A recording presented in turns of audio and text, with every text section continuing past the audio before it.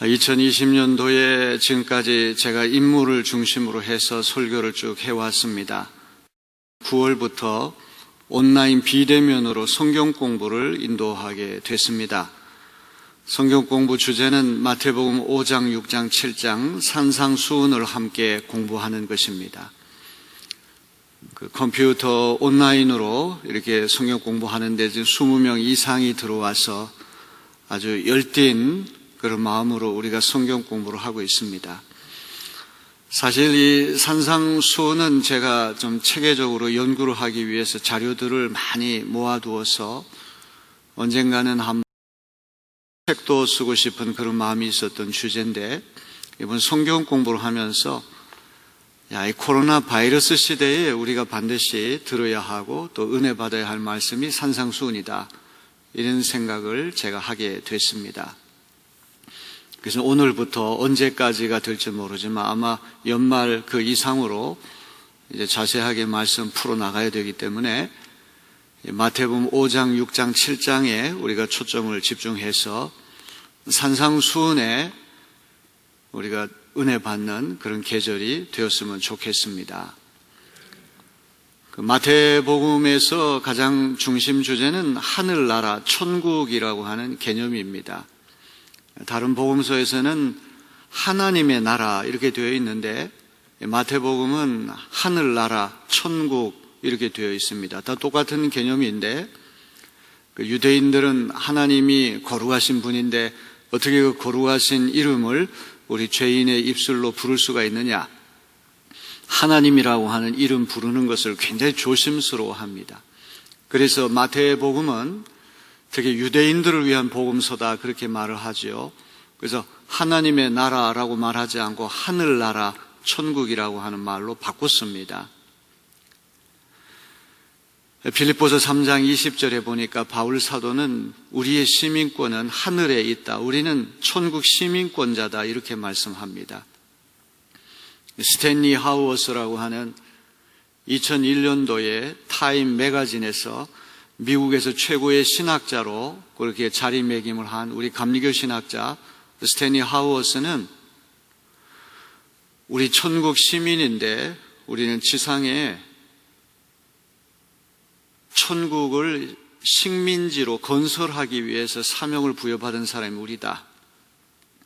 인천 서지방 목회자들과 함께 그리스 성지순례를 갔는데 제가 가장 감명 깊게 들렀던 곳은 빌립보라고 하는 곳입니다.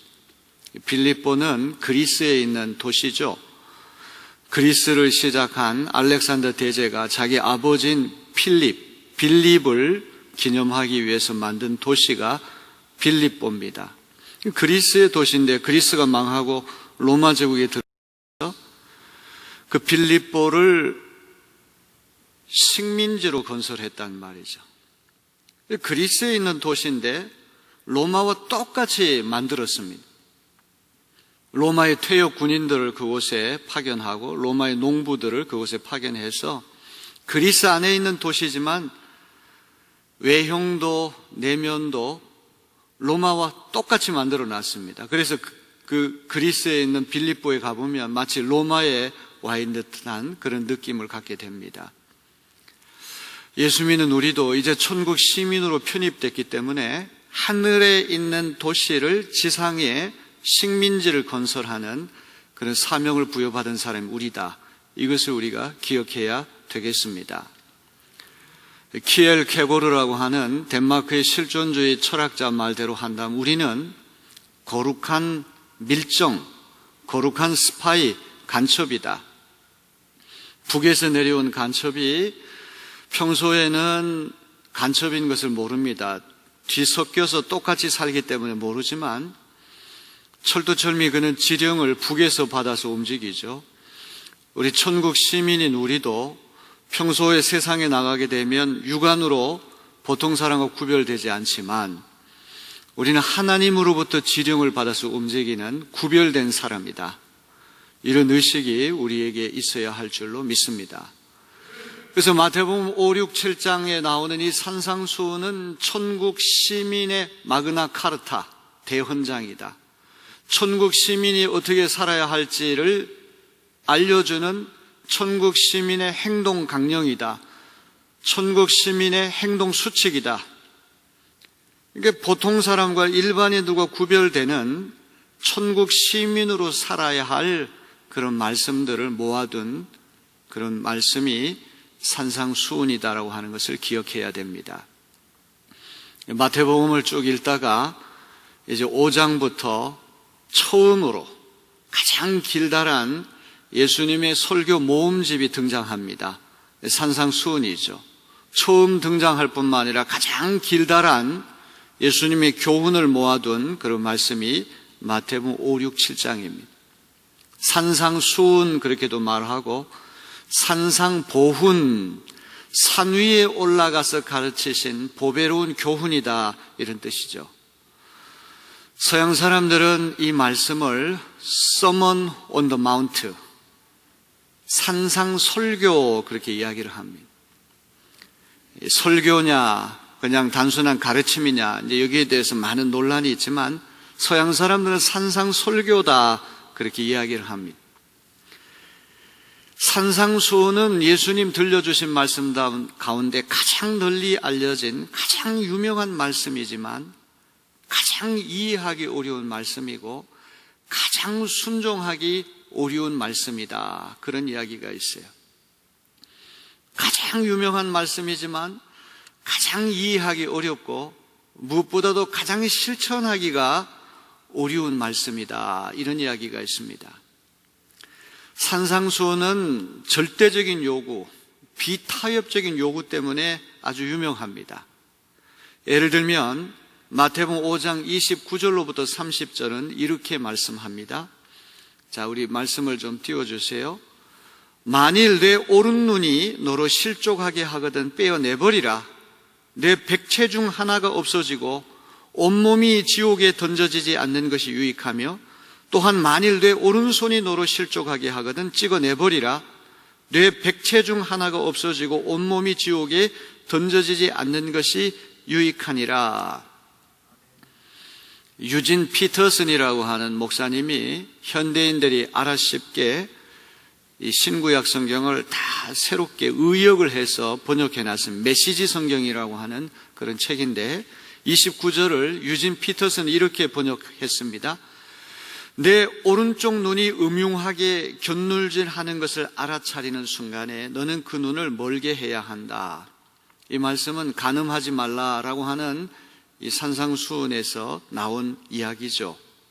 예수님 말씀하시기를 실제로 간음하는 것만이 죄가 아니라 여성을 보고 혹은 남성을 보고 음욕을 품는 것 자체가 간음한 것과 마찬가지다.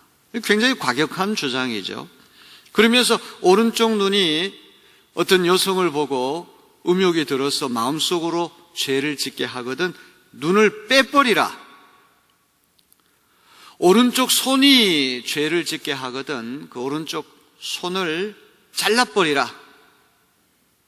그거 없이 천국에 들어가는 것이 온몸 백체가 다 있는 상태에서 지옥 가는 것보다 낫다. 이런 말씀합니다. 자, 이 말씀은 눈에만, 오른쪽 눈, 오른쪽 팔에만, 손에만 해당되는 말이 아니라 코에도 해당되고 눈에도 해당되고 귀에도 해당되고 입에도 해당되고 오른쪽 발도 해당되고 우리 몸의 어느 기관이 신체 일부분이 죄를 짓게 하거든 그것을 잘라버리라. 이런 과격한 주장이죠. 예수님 말씀대로 실천한다면 이 지구상에는 더디 신체 기관 하나가 달아난 장애인들이 가득 찬 그런 세상이 되었습니다. 놀랍게도 산상수훈은 세상에서 도저히 지킬 수 없을 것 같은 윤리적인 명령으로 가득 차 있습니다.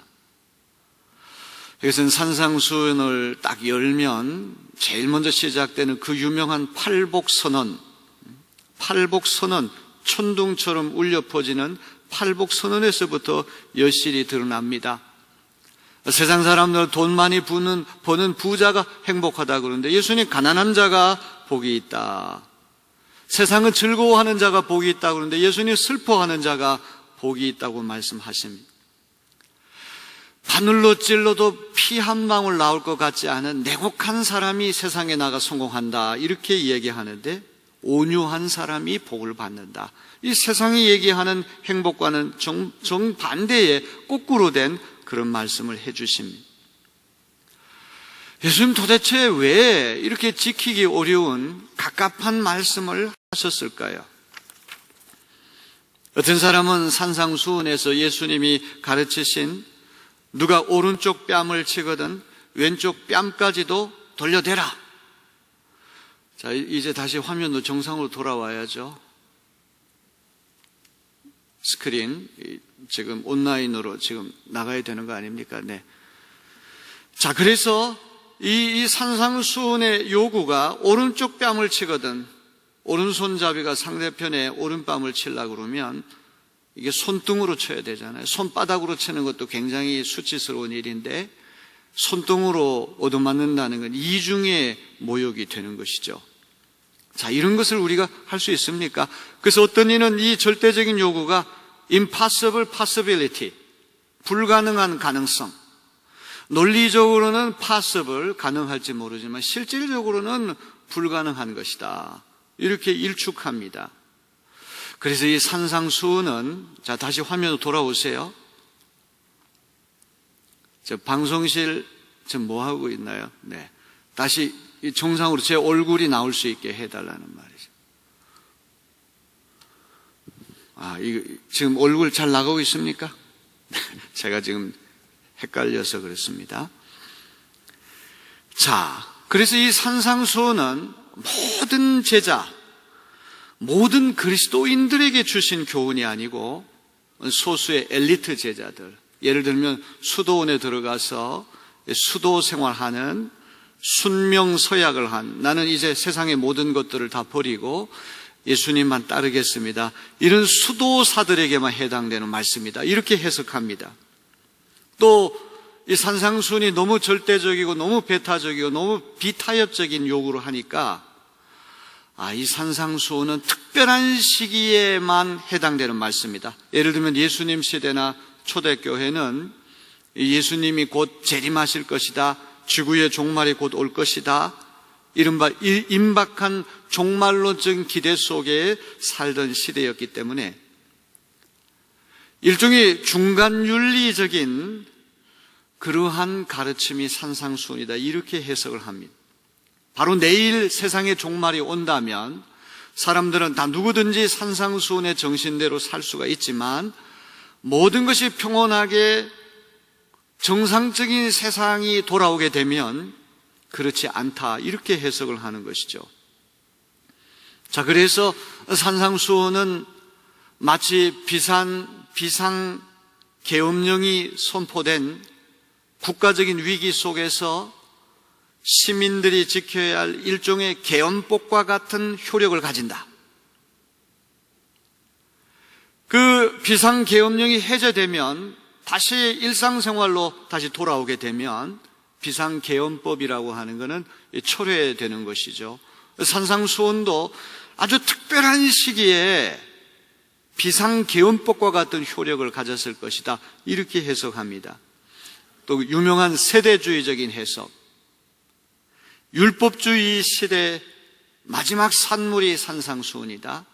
예수님의 십자가 죽으심과 부활로 인하여 복음시대, 은혜시대가 도래하게 되면 이런 산상수훈의 엄격한 율법적인 명령은 따를 필요가 없다, 이렇게 해석하는 이도 있어요. 가톨릭 신학자, 이 가톨릭 신학의 대부인 토마스 아퀴나스도 합리적인 해석을 시도했습니다.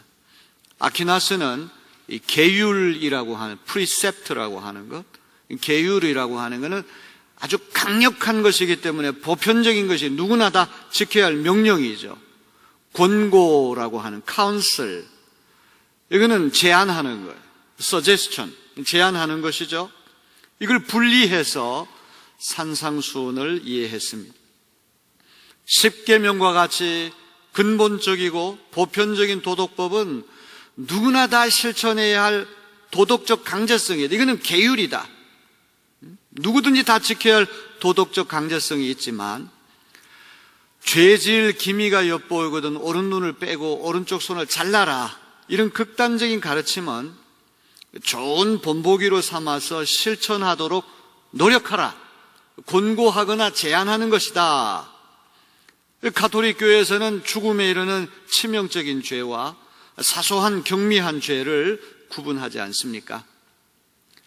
자, 마틴 루터 같은 신학자는 죄인이면서 의인이고 의인이면서 죄인이다. 우리 그리스도인은 이 모순과 역설 속에 있다. 우리는 천국 시민인 동시에 지상 시민이라고 하는 이중 시민권자다. 그러기에 산상수훈의 절대적인 명령은 그리스도의 나라에서는 문자 그대로 엄수돼야 하지만 공권력의 지배를 받는 국가에서는 적용되기 어렵다. 예를 들면 예수님께서 원수를 사랑하라, 보복하지 말라, 폭력을 사용하지 말라, 비폭력, 무저항, 비보복, 이런 정신을 산상수훈에서 가르치시는데, 군인이 전투에 참가해가지고 폭력을 사용해, 무력을 사용해, 총과 칼을 사용해야 할 때가 있는데, 그러면 이 크리스찬 군인이 전쟁에 참전해서 원수 사랑하라고 하는 가르침을 어떻게 받아들여야 됩니까? 루터에 따르면 그 군인은 원수 사랑을 마음으로는 따라야 하지만 국민의 생명과 재산을 지켜야 하는 정의로운 전쟁일 경우에는 무력을 사용해서 악과 폭력에 맞서 싸워야 한다. 루터는 이렇게 가르쳤다는 말이죠. 우리와 같은 죄인이 이 복잡한 세상에 그 예수님의 절대적이고 완전한 요구를 어떻게 실천할 수가 있을까? 이건 도저히 불가능하다. 아마 이런 어려움 때문에 다양한 타협안들이 나온 것 같습니다. 자, 그러면 오늘 우리가 첫 번째 시간에 던져야 할 질문은, 예수님이 산상수훈을 2000년 전에 산 위에 올라가서 가르치실 때 염두에 두신 그 대상, 청중은 도대체 누굴까요? 시간과 공간을 뛰어넘어서 예수 믿는, 예수 따르는 모든 예수 따름이 예수님의 제자 모두에게 주신 말씀일까요? 아니면 소수의 엘리트 제자들에게만 주신 말씀일까요? 임박한 종말론, 지구의 종말이 곧 오기 때문에 내일이나 모레 세상의 종말이 온다 그런다면 너희들은 이렇게 살아야 되는 특별한 시기에 주신 비상계엄법과 같은 그런 한시적인 계명이 산상수훈일까요? 우리가 한번 생각해 봐야 할 것입니다. 아퀴나스가 누구든지 꼭 지켜야 할 도덕적 강제성이 있는 계율과 이런 이상적인 것을 너희는 지키면 좋을 것이다, 이렇게 권고하고 제안하는 걸 분리해서 접근한 것, 나름대로 통찰력이 있습니다. 하지만 예수님은 산상수훈에서 간음하지 말라 10계명 중에 7개를 언급하면서 하나님 나라의 새 백성이 된 예수 따르미는 그 계명 이상을 준수하는 사람이 될 것을 요구하십니다. 간음하지 말라고 하는 프리셉트, 계율은 어떤 여성을 보고 오른쪽 눈으로 음욕을 품는 사람 이미 간음하였다, 이 예수님의 새로운 카운슬과 제안과 다른 것이 아니에요. 오히려 그 계명보다 더 철저한 것을 요구하십니다. 산상수훈에는 프리셉트, 계율과 카운슬, 제안이라고 하는 것이 동일한 가치와 동일한 구속력을 가진다고 하는 것이 중요합니다. 이 루터의 이중시민권자, 이런 어떤 역설적인 의인이면서 죄인이고 죄인이면서 의인이고, 우리는 어떨 때는 천국 시민으로 살아야 되고 어떨 때는 지상 시민으로서의 본분도 다해야 된다, 이런 아주 모호한 역설적인 것을 가르치다 보니까 2차 세계대전이 일어났을 때 많은 루터교 신자들이 전쟁에 참전을 했습니다. 이들은 속으로 예수님의 사랑에 고수했지만 외적으로는 나치의 부당한 명령에 순종해서 유대인을 비롯해서 적으로 간주된 많은 사람들을 살상했습니다. 그야말로 그들이 정신분열증이 일어난 것이죠. 천국 시민으로서는 이렇게 살아야 되지만 또 지상 시민으로서 우리는 또 해야 할 일을 다 해야 된다. 그러면서 히틀러의 부당한 명령을 쫓아가지고 많은 죄 없는 사람들을 도륙하는 일에 또 앞장서는 그런 분열된 모습을 보여줬다는 것이죠. 너무나 철저하고 너무나 엄격하고 너무나 절대적인 요구를 이 복잡한 현실 또 죄성으로 가득 찬 우리가 해내기 어렵다. 이걸 조화시키기 위해서 다양한 타협안들이 나왔습니다. 다 나름대로 일리가 있지만 오늘 우리는 산상수훈을 최초로 발선하신 예수님의 원뜻이 무엇인가?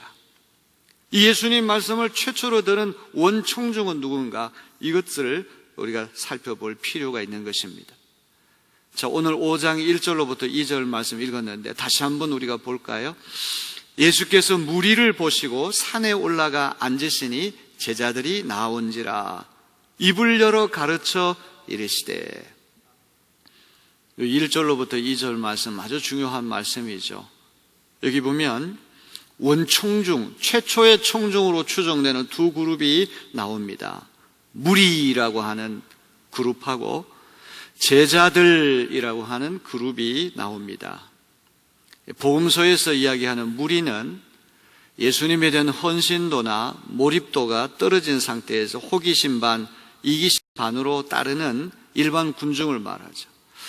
예수님께서 아주 특별한 말씀하시고 또 여러 가지 기적을 행하시고 하니까 호기심으로 따라가고 또 예수님 따라가면 뭐 수지 맞을 일이 있는가 이런 이기심으로 따라갔던 사람들이죠. 그래서 헌신도나 몰입도, 충성심이 떨어지니까 조금이라도 호기심이 사라지고 이기심이 떨어지게 되면 예수님을 부인하고 예수님에서 떨어지는 사람들이죠. 제자들은 무리보다는 훨씬 더 헌신도가 뛰어난 사람들. 이 제자들 가운데도 12제자를 사도라고 말하고 그 12사도 가운데 베드로, 야고보, 요한을 수제자라고 얘기를 하죠. 동심원을 그린다면 이 동심원의 맨 외곽에 무리가 있고 조금 더 예수님에 대한 헌신도 뛰어난 사람 제자들이고 제자들 가운데도 12사도가 있고 12사도들 가운데에도 3명의 수제자 그룹이 있는 것입니다. 자, 중요한 것은 산상수훈의 말씀을 듣는 최초의 청중이 이 제자들인 것은 틀림없지만 과연 이 무리들까지도 예수님이 그들을 겨냥해서 대상으로 해서 이 말씀을 주셨느냐, 이게 중요합니다. 자, 이걸 우리가 알기 위해서는 바로 앞에 나오는 산상수훈 바로 앞에 나오는 마태복음 4장 23절로부터 25절이 어떤 말씀이 나오느냐, 이게 중요하고 또 산상수훈이 끝난 다음에 어떤 일이 일어나는가, 이게 중요한 거예요. 앞뒤. 이제 우리가 책 받침대가 있으면 이 끄트머리 양쪽에 좌편 우편에 받침대가 2개 있으면 요 가운데 책들이 있다고 그러면 여기 산상수훈이 시작되기 전의 말씀과 산상수훈이 끝난 후에 나오는 말씀, 요 가운데 책 받침대 가운데 있는 것이 산상수훈이란 말이죠. 자, 우리 마태복음 4장 23절로부터 25절까지 다 볼까요? 예수께서 온 갈릴리에 두루 다니사 그들의 회당에서 가르치시며 천국 복음을 전파하시며 백성 중에 모든 병과 모든 약한 것을 고치시니 그의 소문이 온 수리아에 퍼진지라. 사람들이 모든 앓는 자, 곧 각종 병에 걸려서 고통당하는 자, 귀신 들린 자, 간질하는 자, 중풍병자들을 데려오니 그들을 고치시더라. 갈릴리와 데가볼리와 예루살렘과 유대와 요단강 건너편에 수많은 무리가 따르니라. 여기 산상수훈이 시작되는 마태복음 5장 1절 바로 앞에 나오는 말씀 끄트머리에 수많은 무리가 예수님을 따랐다고 하는 이 말씀 중요한 것이죠. 이 마태복음 4장 23절로부터 25절은 너무너무 중요한 말씀입니다. 예수님의 사역을 총체적으로 요약해 놓은 아주 핵심되는 말씀입니다. 첫째로 예수님은 발품을 팔아 온 갈릴리를 두루 다니시거나 아니면 회당에 들어가서 가르치셨어요. 교회의 중요한 사역 중에 하나가 교육하는 사역이에요. 아멘. 이제 오늘 제가 이렇게 강해 설교를 하면서 마치 온라인으로 강의를 하는 듯한 느낌이 들어요. 사실 코로나 바이러스 시대에는 우리가 성경 말씀을 이렇게 잘 이렇게 가르침을 받는다는 생각을 갖고 하면 좋을 것 같습니다. 아멘. 알아야지 뭘 우리가 하는 거 아닙니까? 예수님을 믿는다는 건 예수님을 알아가는 과정이죠. 예수님은 걸어 다니시면서 아니면 회당에 들어가셔서 가르치셨어요. 두 번째는 천국 복음을 선포하셨어요. 여기 천국이란 말 처음, 하늘나라. 다른 복음서에는 하나님의 나라 그랬는데 이상하게 마태복음은 천국, 하늘나라. 왜? 하나님이라고 하는 그 이름은 우리 죄로 가득 찬 더러운 입술로 감히 어떻게 하나님이라는 이름을 부를 수 있냔 말이에요. 그래서 하나님의 나라 그렇게 하지 않고 하늘나라, 똑같은 개념이에요. 천국의 복음, 하늘나라의 복음을 선포하셨다. 예수님의 두 번째 사역은 전도하시는 일이에요. 교회는 교육뿐만 아니라 전도하고 선교하는 일, 천국 복음을 전파하고 선포하는 일이 교회 또한 중요한 사역인 줄로 믿습니다. 세 번째는 모든 질병과 약함을 고쳐주셨다. 봉사하는 사역이죠. 봉사. 교육, 전도, 봉사. 여기에 한 가지 더 들어가면 교제. 이게 교회가 하는 4대 사역이란 말이죠. 교육하시고 전도하시고 병자 고치시고 약자 돌보시는 봉사하시는 사역 때문에 수많은 무리가 예수님 뒤를 따르게 되었는데 산상수훈의 현장에도 이들이 있었던 것 같습니다. 왜? 산상수훈이 끝난 다음에도 무리가 또 등장해요. 우리 마태복음 7장 28절 29절 한번 다 같이 봅니다. 예수께서 이 말씀을 마치시, 이 말씀은 산상수훈의 말씀이죠. 이 말씀을 마치심에 무리들이 현장에 있었기 때문에 이 말씀을 듣고 무리들이 그의 가르침에 놀라니 이는 그 가르치시는 것이 권위 있는 자와 같고 그들의 서기관들과 같이 아니함일러라. 자, 무리들이라고 하는 이 사람들, 허다한 무리들은 책 받침대가 양쪽 끄트머리에서 가운데 있는 책들을 감싸고 있듯이 산상수훈의 처음과 끝을 둘러싸고 있다는 말이죠. 그렇기 때문에 여기 제자들이라고 하는 것도요, 이 4장까지 보면 베드로와 안드레 형제, 세베대 아들 야고보와 요한 딱 4명만 예수님 불렀거든요. 예수님이 산에 올라가서 4명의 제자들만 앉혀놓고 이 말씀 하셨다고 보기는 어렵다는 말.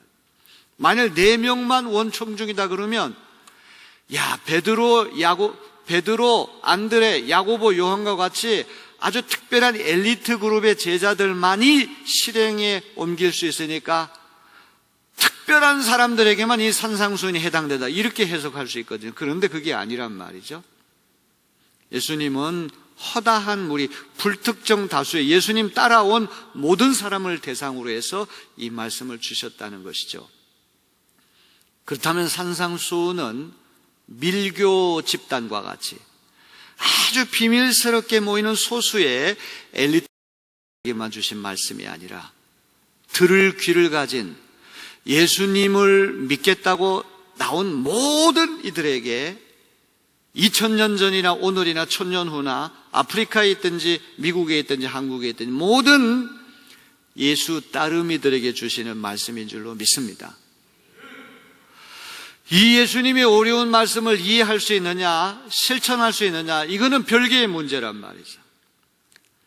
자, 무리들 가운데도 예수님 말씀을 듣고 깨닫고 야, 이 말씀대로 살아야 되겠다 하는 사람이 있을 테고 아마 대다수는 고개를 설레설레 하면서 야, 저런 절대적인 것을 내가 어떻게 지킬 수 있어? 아마 실망하고 돌아간 사람도 있을 것입니다. 지킬 수 있느냐, 지킬 수 없느냐, 이건 두 번째 문제고 예수님이 산상수훈을 들려주시는 이유는 지구상에 있는 시간과 공간을 초월해서 모든 그리스도인들이 들으라고 주신 말씀이고 모든 그리스도인들이 이 이상에 따라서 살아야 된다. 이걸 들려주시기 위한 말씀이라고 하는 것을 기억해야 됩니다. 산상수훈은 철두철미 그리스도 중심적으로 읽어야 할 말씀이에요. 성경 전체가 그리스도 집중적으로 읽어야 할 말씀이지만 산상수훈에서 얘기하는 팔복은 다 예수님 자신에 대한 이야기고, 오른밤을 치면 왼밤을 돌려드는 행위도 다 예수님의 실제적인 모습을 그대로 보여주는 거 아닙니까? 십자가 달리실 때 죄 없는 당신을 십자가에 못 박는 해 주시고, 절대 보복하지 아니하시고 온유하게 다 참아내셨잖아요. 산상수훈은 예수님의 자화상이다. 여러분, 오른밤을 치면 왼밤을 돌려대고 원수를 사랑하고 비폭력, 무저항, 비보복, 마트마 깐디나 마틴 루터킹 주니어 같은 분이 이런 비폭력, 무저항 정신을 산상수훈에서 배웠다고 그러잖아요. 톨스토이의 평화주의도 마찬가지고, 그렇게 하면은 더 효과가 있다. 그 마틴 루터킹 주니어가 백인들이 흑인들을 탄압하니까 어떤 이런 민권 운동하면서 이 비폭력, 비보복 운동으로 나가는 것은 백인들이 스스로 부끄러움을 느끼고 스스로 수치심을 느껴가서 갸우뚱갸우뚱하면서 무너지게 만든, 더 효과가 있고 전략적으로 더 효과가 있기 때문에 했다. 그래서가 아니란 말이에요. 산상수훈을 우리가 바라보고 해야 할 이유는 그것이 더 효과가 있고 전략적으로 우세하기 때문에 해야 되는 것이 아니라, 우리가 믿고 따르는 우리의 스승이시고 구세해 주신 예수님의 성품이 그렇기 때문에, 하나님 아버지의 성품이, 인품이, 인격이 그렇기 때문에 그 예수님을 따르는 우리도 그분의 성품을 그대로 우리가 본받아야 된다. 이 이유죠. 하늘에 계신 하나님은 햇빛과 단비를 선인에게만 주시는 것이 아니라 악인에게도 주시거든요. 하나님의 성품이 그러하기 때문에 그 하나님을 믿는 하나님의 자녀들도 아버지의 마음과 아버지의 성품과 아버지의 인격을 닮아서 그렇게 살아내야 한다. 이게 예수의 요점이란 말이죠. 이렇게 살아가지고 더 효과가 있더라, 이런 것이 아니란 말이에요. 여러분, 산상수훈은 지구상에 있는 모든 그리스도인들이 따라가야 할 영원한 크리스천 아이디얼, 기독교적인 이상이에요. 자, 이 이상 앞에 어떤 사람은 자기 힘대로 해보려고 그러다가 무참하게 무너지고 자아분열이 일어나고 결국은 이렇게 패배로 끝난 사람도 있는가 하면, 또 어떤 사람은 내 힘으로 도저히 도달할 수 없는 것을 깨닫고 하나님 앞에 납작 엎드려, 하나님, 죄인인 제가 어떻게 할 수 있단 말입니까? 하나님의 은혜를 구한 사람들은 도달할 수 없는 곳이지만 최선을 다해서 해보려고 애쓰는 그런 모습을 보인단 말이죠. 산상수훈은 하나님의 은혜로 할 수 있는 것이고, 물과 성령으로 거듭난 사람들이 갈 수 있는 길이지, 자연인 상태에서는 이런 이야기를 들으면 하나에서부터 10가지가 다 세상 법칙과는 다 반대되는 거예요. 그래서 어떤 사람은 산상수훈은 크리스찬 카운터 칼처, 기독교적 반문화 운동이다, 이렇게 얘기를 하는 거예요. 반문화, 이 세상의 문화가 그렇게 가더라도 세상 문화가, 세상의 시류와 세상의 법칙이 그렇게 가더라도 예수 믿는 사람은 달라야 된다, 이 말이에요. 구별돼야 된단 말이죠. 아멘. 왜? 우리가 따라가야 할 예수님이 그런 분이기 때문에, 우리가 아버지로 믿는 하나님의 성품이 그렇기 때문에 우리가 그렇게 살아야 된다는 거예요. 그래서 이 산상수훈은 전부 다 예수님의 자화상, 예수님 본인에 대한 이야기란 말이에요. 우리 코로나 시대에 왜 우리가 이 말씀을 읽어야 되는지 여러분 그 뜻을 이해하시겠습니까? 우리가 우리 힘으로 도달하려고 그러면 다 넘어지는 거예요.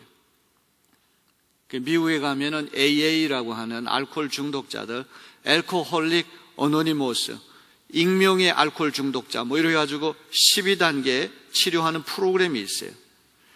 알코올 중독에서 벗어난 첫 번째 단계가 뭔지 아십니까? 알코올 중독은 내 힘으로 못 고친다. 이걸 인정하는 것이 치료의 첫 번째 단계란 말이에요.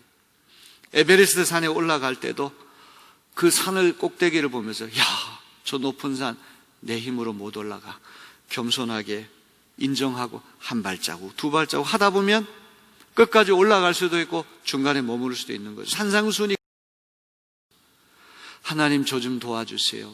하나님의 은혜를 먼저 구하고 성령의 도우심을 먼저 구하면 불가능한 가능성이라고 할지라도 하나둘 실천하다 보면 우리도 예수 닮는 날이 오지 않겠습니까? 그런 마음으로 산상수를 받아들이는 우리 모두가 돼야 할 줄로 믿습니다. 자, 우리 5, 6, 7장까지 읽는 동안에 그 어느 때보다도 큰 은혜가 임하게 될 줄로 믿습니다. 여러분들이 사모하는 마음을 가지고 또 성경 공부한다는 마음을 가지고 그렇게 설교를 들어주시면 고맙겠습니다.